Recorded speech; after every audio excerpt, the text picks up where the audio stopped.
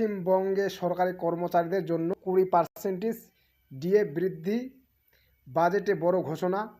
নমস্কার, আজকের সবচেয়ে বড় খবর পশ্চিমবঙ্গের নতুন সরকারের প্রথম পূর্ণাঙ্গ বাজেটকে ঘিরে রাজ্যের অর্থমন্ত্রী বিধানসভায় বাজেট পেশ করে ঘোষণা করেছেন যে রাজ্য সরকারি কর্মচারীদের ডিএ বা মহাঘর্ষ ভাতা অতিরিক্ত 20% বাড়ানো হয়েছে।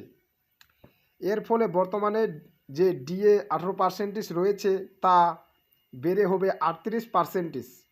এই নতুন হার আগামী 1 অক্টোবর থেকে কার্যকর হবে।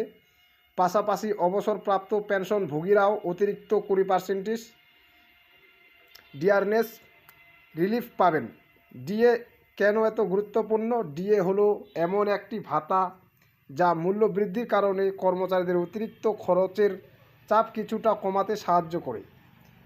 বাজারে জিনিসপত্রের দাম বাড়লে কর্মচারীদের ক্রয় ক্ষমতা যাতে কমে না যায়, সেই কারণেই ডিএ ঘোষণা হয়। গত কয়েক বছর ধরে পশ্চিমবঙ্গে ডিএ নিয়ে দীর্ঘ আন্দোলন হয়েছে। কর্মচারী সংগঠনগুলির দাবি ছিল কেন্দ্রীয় সরকারি কর্মচারীদের সঙ্গে ডিএর ব্যবধান অনেক বেশি। সেই কারণে নতুন সরকারের এই ঘোষণা কর্মচারীদের কাছে একটি গুরুত্বপূর্ণ পদক্ষেপ হিসেবে দেখছে। তবে এখানে আলোচনা শেষ নয়। বর্তমানে কেন্দ্রীয় সরকারি কর্মচারীরা প্রায় 60% ডিএ পাচ্ছেন। নতুন ঘোষণা কার্যকর হওয়া পর্যন্ত পশ্চিমবঙ্গে কর্মচারীরা 38% ডিএ পাবেন। অর্থাৎ ব্যবধান কমলেও পুরোপুরি দূর হচ্ছে না। অর্থনীতিবিদদের মতে ডিএ বাড়ানোর ফলে একদিকে কর্মচারীদের হাতে বেশি টাকা আসবে, এতে বাজারে কেনাকাটা বাড়তে পারে এবং স্থানীয় ব্যবসায়ী ইতিবাচক প্রভাব পড়তে পারে। অন্যদিকে রাজ্য সরকারের উপর আর্থিক চাপও বাড়বে।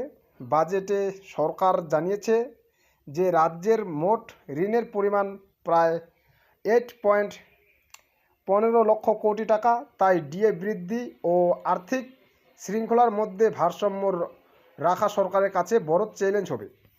এছাড়াও এই বাজেটে আরও একটি বড় ঘোষণা করা হয়েছে।